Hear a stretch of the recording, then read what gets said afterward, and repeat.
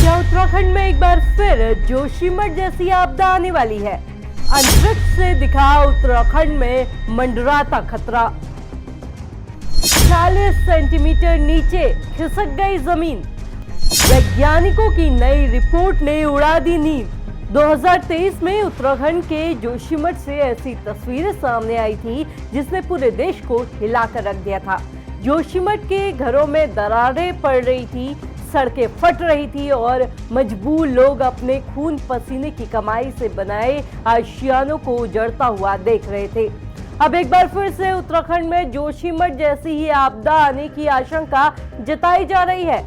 अंतरिक्ष से कैप्चर की गई तस्वीरों में उत्तराखंड में मंडराता खतरा दिखाई दे रहा है, जिसके बाद एक बार फिर सवाल उठ रहे हैं कि क्या उत्तराखंड के लोगों पर फिर से एक बार तबाही का साया मंडरा रहा है।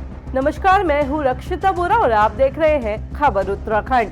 अंतरिक्ष से यूरोपीय स्पेस एजेंसी की सेंटिनल-1 सैटेलाइट ने उत्तराखंड की कुछ ऐसी तस्वीरें कैद की जिसने वैज्ञानिकों के होश उड़ा दिए हैं।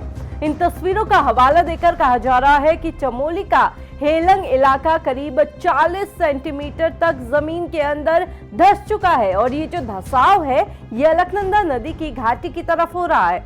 वहीं कल्पेश्वर कल्पगंगा घाटी की तरफ करीब 20 सेंटीमीटर नीचे खिसक गया है।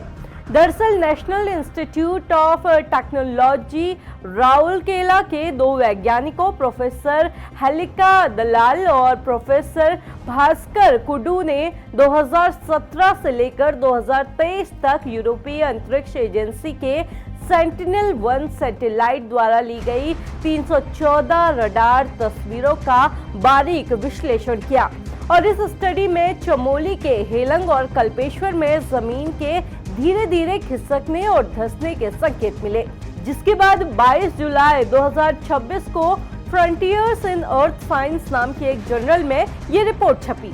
अब ये रिपोर्ट इसलिए भी डरावनी है क्योंकि चमोली के कई इलाकों में वक्त वक्त पर जमीन के धंसने की खबरें सामने आती रही हैं, फिर चाहे वो जोशीमठ हो या फिर गोपेश्वर। ऐसे में हेलंग और कल्पेश्वर का नाम इस फहरिस्त में जुड़ना बेहद ही डरावना है। अब आप सोच रहे होंगे कि आखिर हिमालयी इलाकों में जमीन खिसक क्यों रही है। वैज्ञानिक इसे लेकर कहते हैं कि जब यहाँ नदियाँ पहाड़ के निचले हिस्से से टकराती है तो वो लगातार पहाड़ के अधर को काटती रहती है। दूसरी तरफ जब भारी बारिश होती है तो वो पानी सीधे जमीन के अंदर घुस जाता है, जो मिट्टी और चट्टान की पकड़ को कमजोर कर देता है, जिस वजह से पहाड़ों में ऐसी हलचल बढ़ सकती है और पहाड़ नीचे की तरफ खिसकने लगते हैं।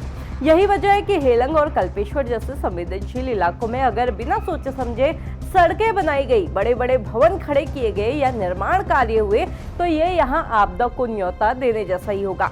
इसके साथ ही बारिश के पानी की उचित निकासी यानी ड्रेनेज सिस्टम भी बहुत ज्यादा जरूरी है, क्योंकि अगर लंबे वक्त तक पानी पहाड़ के अंदर जमा होता है तो इससे मिट्टी और चट्टानों की जो स्थिरता है वो प्रभावित हो सकती है।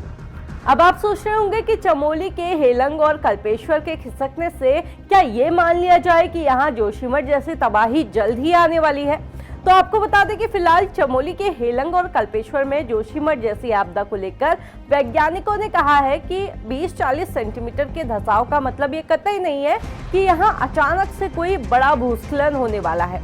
वैज्ञानिकों की माने तो पहाड़ों में होने वाली हर हलचल अचानक तबाही नहीं लेकर आती। हिमालयी इलाकों में जमीन और पहाड़ों की ढलान का बहुत ही धीमा गति से खिसकना एक प्राकृतिक प्रक्रिया भी है।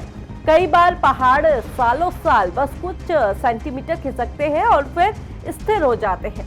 इसलिए इन आंकड़ों के आधार पर किसी भी बड़ी तबाही की पक्की भविष्यवाणी नहीं की जा सकती, लेकिन ये स्टडी ये संकेत जरूर दे रही है कि इन संवेदनशील हिमालयी क्षेत्रों में लगातार वैज्ञानिक निगरानी और समय रहते एहतियाती कदम उठाना जरूरी है। यहाँ होने वाली किसी भी नए निर्माण कार्य, सड़क या सुरंग प्रोजेक्ट से पहले जमीन की क्षमता की गहन जांच करनी होगी और सबसे अहम बात यह कि पहाड़ों में पानी की निकासी यानी ड्रेनेज सिस्टम को दुरुस्त करना होगा, ताकि बारिश का जो पानी है वो पहाड़ों में जमा होकर उन्हें अंदर से खोखला न कर सके, जैसे कि जोशीमठ की आपदा के वक्त हुआ था।